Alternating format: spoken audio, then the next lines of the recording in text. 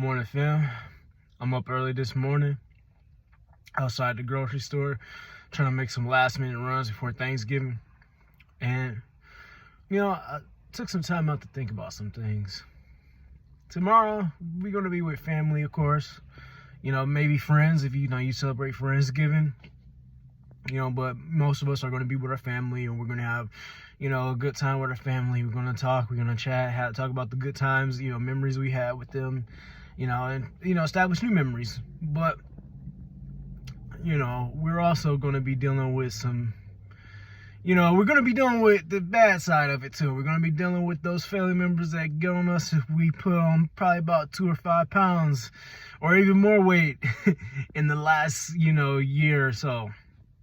We're going to deal with family that's, got something crazy to say, or, the ones that sit there and lie about everything, and, some that are just going to sit there and just outwardly brag. But, us being gamers, I think a majority of us, for the most part, have dealt with those one family members that have constantly critiqued us and criticized the shit out of us for our hobbies. They probably critiqued us because we playing video games. Probably we still getting criticized because some of us are reaching 40. Or in our 30s, 40s, 50s, and they saying, you still playing them damn games? You still playing them games? That's the kid things. That's what them kids do. I'm improvising. Black families, that's what you probably, if you grew up in, or if you're black and you grew up in a black family, you deal with it. But I'm pretty sure white families and other races, probably do the same, have the same criticism towards you for, still playing video games or collecting toys and stuff. I'm just here to say, we gotta handle that like we did many, years prior to it. Because I know they, how we handle it. We just say, yeah, and guess what? I'm not stopping. That's how we gotta handle the situation. I reflect on it a lot. My uncle was notoriously known for doing it until he seen his own son, who's actually now a judge in Texas.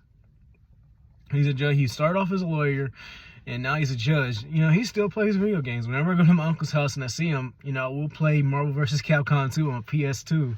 He actually got all his video games over at my uncle's house because he still goes over and visit.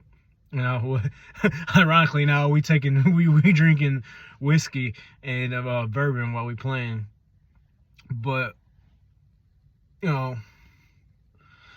I'm thinking about the whole criticism towards gaming. Older adults playing video games, and older adults collecting toys and still watching anime, engaging in that hobby and activity.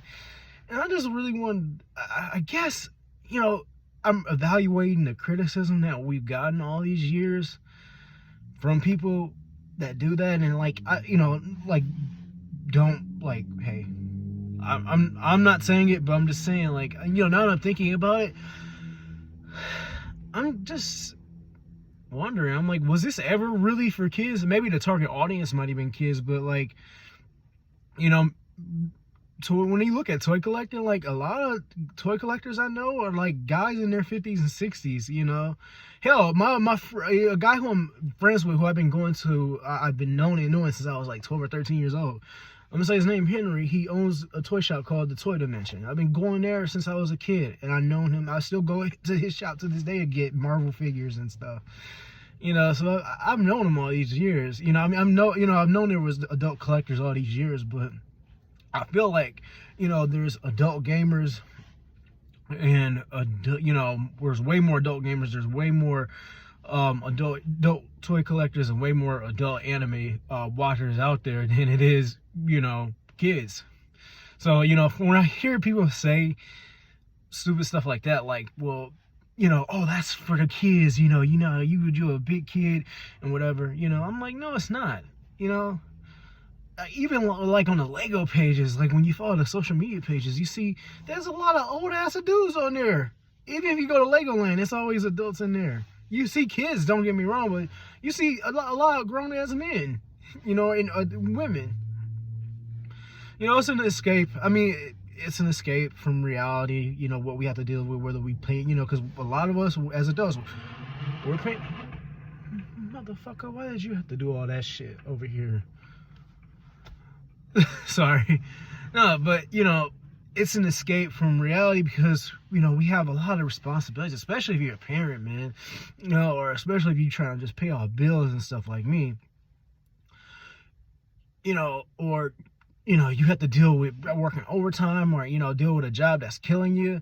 You know, we need that kind of release. You know, yeah, I'm not saying, you know, yeah, it's probably considered a dopamine, a cheap, in some people's eyes, a cheap dopamine release or whatever, but I mean, at least it's not, I don't look at it as an addiction, the same thing as an addiction. You know, it's there for you to, you know, enjoy it, to release. Everybody has a vice, you know.